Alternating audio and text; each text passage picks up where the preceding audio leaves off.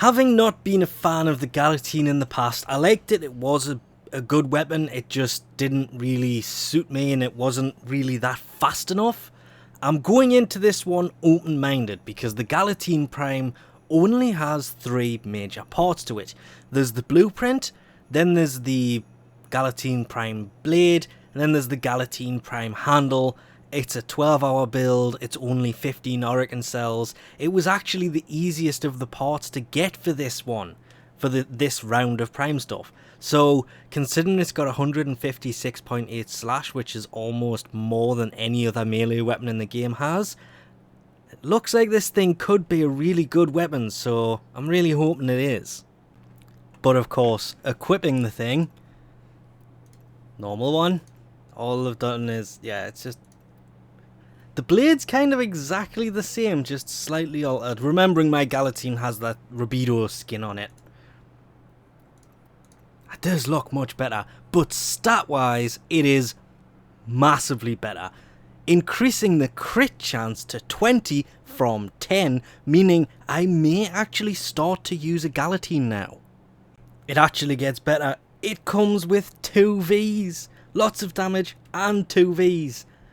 There's gotta be something wrong with this weapon. The relics that do drop these parts I will put in the description below, but this is, just like the Tigris Prime, a mastery level 13 weapon. Considering it does a total of 165 physical damage, that was kind of expected. Was glad to see it didn't do the 250 that the data mined information did find, but I would have taken it at 250 as well, just like everybody else that was looking forward to that much damage, but I think that might have been too much for this thing.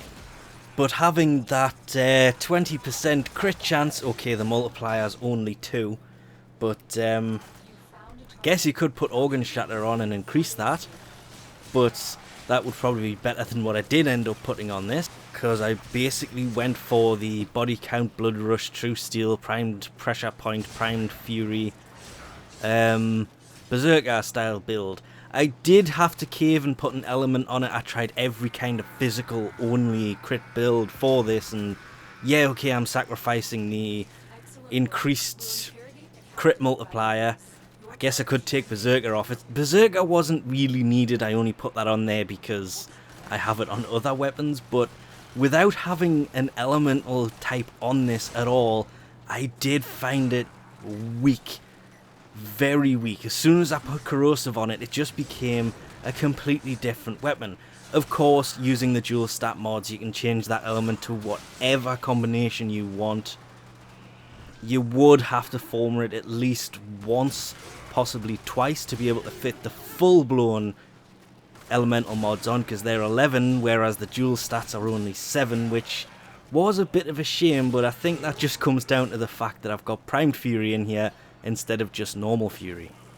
The main reason it kind of sucked without an element combo on here is with it having such low impact and puncture on this, it was really, really weak against enemies with shields or armor on them. Basically yellow health barred enemies, they're the ones that have armor. Any yellow bar enemy, this thing just kind of sucked pretty badly, which was a huge downside. Threw the corrosive on there. It didn't really counter it completely, but it did improve it a lot, to the point where now I think I'll leave it on and actually play with it a bit more, whereas before actually playing with the elemental stuff, what I was going to do is put it away, and the Fragor Prime was just better because it swings faster. It actually deals effective damage against armor. I mean, the corrosive amount that's on this isn't really that effective against armor, considering it only has something like, I think with the mods I've got on, a 44% status chance, so it's still not that effective when it comes to the elemental stuff, and the crit with True Steel on there only went up to 32%, so that wasn't really that effective. But again, once I put the elemental stuff on there, and it was started eating through the armor using the elemental stuff instead of just the physical damage, once the armor's gone or the shields have gone, the slash kicks in and it pretty much annihilated everything. Okay, it's only got 415.1 slash damage, but at the same time, I mean, what's the next damaging weapon?